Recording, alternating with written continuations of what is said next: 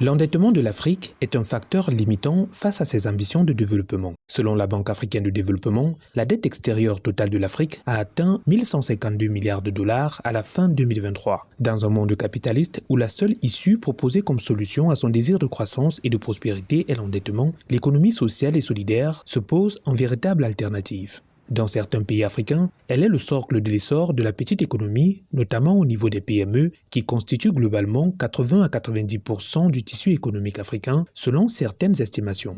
C'est l'un des points sur lesquels les participants au premier forum africain de l'économie sociale et solidaire, ouvert le 28 mai 2024 à Yaoundé, s'accordent. Nos présidents l'ont compris, c'est pourquoi ils ont installé des ministères en charge des économies sociales, solidaires ou économies informelles.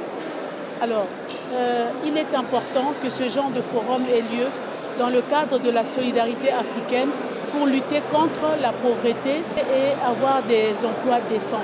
De plus en plus, on parle de l'économie sociale et solidaire qui tend de plus en plus à s'imposer comme une réelle alternative à l'économie capitaliste, à l'économie de marché. Nous avons la conviction que l'économie sociale et solidaire peut apporter cette contribution-là, peut apporter cette plus-value pour vraiment porter le développement. Positionner les pratiques africaines d'économie sociale et solidaire comme levier permettant de réinventer les économies territoriales viables, mais surtout de créer une régulation qui encadre et favorise l'éclosion des éléments de l'économie sociale et solidaire, dont les tontines, les coopératives et autres GIC, c'est l'un des plaidoyers à défendre dans ce rendez-vous. Au Cameroun, par exemple, l'économie sociale et solidaire contribue à elle seule pour environ 45% du PIB. Donc les tontines sont des leviers, c'est un mécanisme très très ancien, même dans l'Afrique, même dans d'autres pays, mais qui peuvent porter le développement et qui peuvent financer le développement.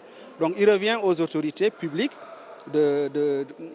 d'accompagner et de porter ces dynamiques à travers des politiques publiques, à travers des lois et des règlements qui donnent de l'espace, parce que c'est ça qu'on demande. Il faut donner de l'espace à ces initiatives pour qu'elles puissent éclore et puis atteindre leur plein potentiel. 2500 participants venus de 32 pays africains prennent part à ce rendez-vous économique placé sous le thème « Les modèles africains d'économie sociale et solidaire vers la co-construction d'une économie humaine ancrée dans les territoires » et qui ambitionne de construire un mouvement africain inclusif, équitable, solidaire et centré sur les personnes à travers le partage de bonnes pratiques et expériences.